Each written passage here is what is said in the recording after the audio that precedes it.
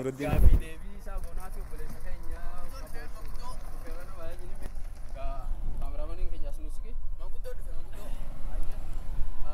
gaaffii takka si gaafachuu kennu obboleessa keenya wanni nuti sin gaafannu ilmi namaa kun akka tokko goggorata akka tokkos ni gorata asumatti akka tokko goggorate akka tokkos goggorata jechuun maal jechuudha naa ibsaame.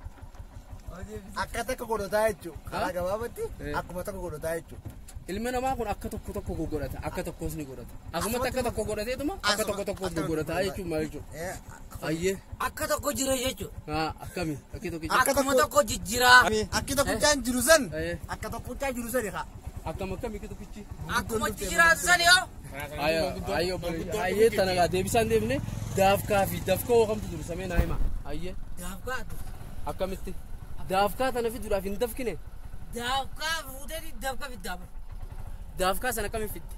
Isii san tolchuudhaaf akkamitti tolchuu dandeessa? Daafkaa fitti. Hin dafkine gisee san fitti. Gurgite.